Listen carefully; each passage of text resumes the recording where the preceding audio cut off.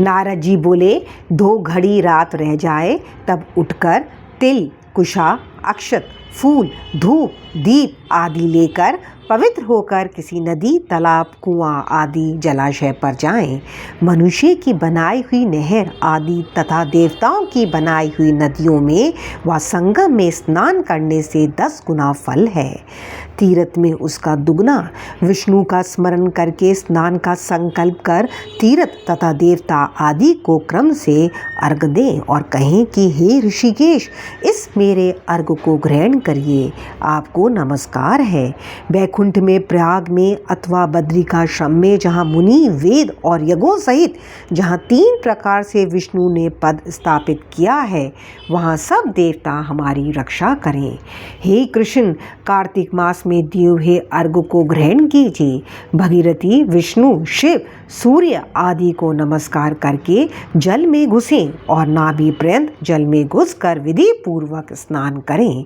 गृहस्थी तिल और आंवले का चूर्ण मलकर स्नान करें।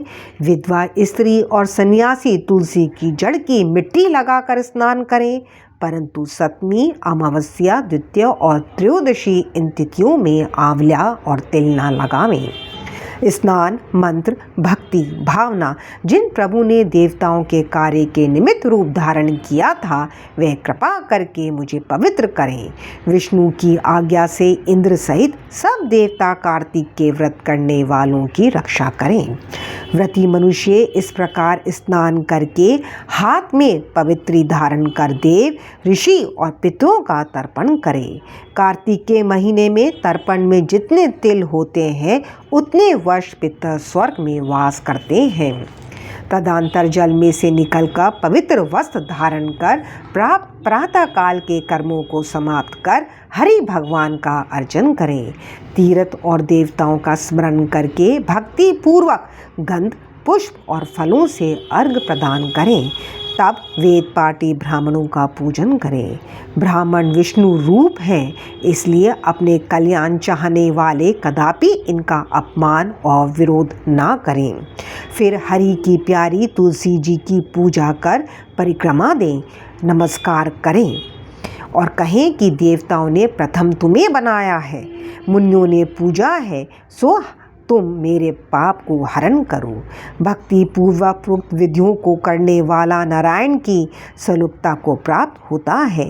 रोग और पातकों का नाश करने वाला उत्तम बुद्धि, पुत्र और धन तथा मुक्ति के देने वाला विष्णु भगवान के प्यारे कार्तिक के व्रतों के सिवाय दूसरे व्रत उत्तम नहीं है।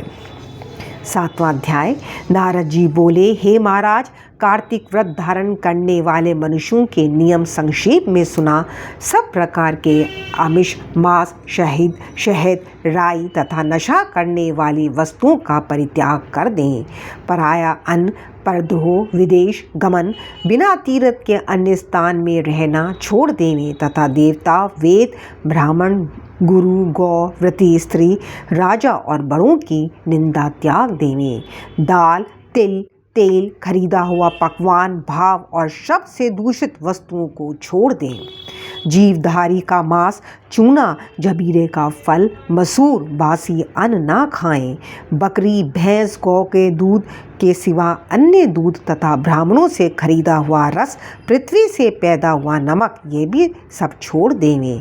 तांबे के पात में रखा हुआ पंचगव्य, पोखर का जल और अपने आप पकाया हुआ अन्न मांस के तुल्य कहा है। तथा कार्तिक व्रती ब्रह्मचार्य से रहें, पृथ्वी पर शयन करें, पत्तों पर खाएं और चौथे पहर भोजन करें। नरक 14 को तेल लगाएं। इस तिथि को छोड़कर कार्तिक स्नान करने वाला तेल ना लगाए। घिया, बैंगन, कुम्हड़ा, कटेरी, तरबूज, कैंत ये सब छोड़ देवें। शिवद्रोही और वेद से विपरीत चलने वालों से संभाषण ना करें तथा उपरोक्त मनुष्य और कौओं को देखे अन्न को तथा दोबारा पकाए हुए और दग्ध अन्न को ना खाएं। विष्णु भगवान की प्रसन्नता के लिए समर्थ भर चंद्रायणी व्रतों को करें। क्रम से काशी फल, कटेरी, नई मूली, नारियल, तरबूज, आंवला, घिया, परवल, बेर, बैंगन, लौकी और तुलसी इसके शाक को प्रतिपादित तिथियों में त्याग दें। रविवार के दिन आंवले का सेवन ना करें। इन वस्तुओं के सिवाय व्रती मनुष्य जिन वस्तुओं का त्याग ना करे उनमें से पहले ब्राह्मणों को भेंट करके फिर आप भोजन करें। व्रती पुरुष माघ में भी उक्त नियमों पर चलें और प्रबोधिनी एकादशी में जागरण कृत्य करें। यथोवत रीति से कार्तिक के व्रत करने वालों को देखकर यम के दूत भाग जाते हैं, जैसे सिंह के डर से हाथी। विष्णु के व्रत करने वाला मनुष्य जहाँ पर आदर पूर्वक रहता है वहाँ भूत पिशाच आदि नहीं रहते। यथा रीति से कार्तिक व्रती पुण्यों को मुख वाला ब्रह्मा भी कहने में असमर्थ है। विष्णु का व्रत संपूर्ण पापों को नाश कर उत्तम धन, पुत्र, नाती, धान्य को बढ़ाने वाला है। इन व्रतों को नियम पूर्वक करने से अन्य तीर्थों के सेवन की क्या आवश्यकता है। हरे कृष्णा।